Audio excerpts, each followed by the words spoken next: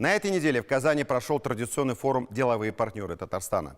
Такой формат встреч очень полезен и востребован, отметил президент «Моего сердца» Рустам Минниханов. Тем более, что в этом году организаторы сделали необходимые корректировки, и знакомое всем мероприятие заиграло новыми красками. Ну, во-первых, одной из центральных тем форума стало восстановление сгоревшей деревни Юлдуз в Курганской области.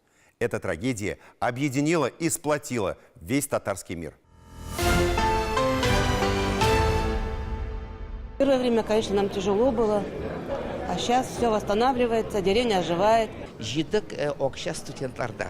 Менә алар жидлар 50 сум. Наши студенты, кто по 100 рублей, кто по 50 собирали. Ценность ведь иногда не только в размере помощи. Важен сам посыл. Молодые ребята показали свою отзывчивость, национальный дух.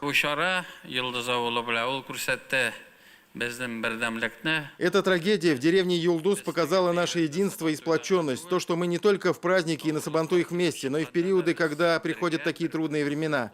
Мы помогаем, поддерживаем друг другу, находимся рука об руку вместе, и это позволяет преодолевать любые невзгоды.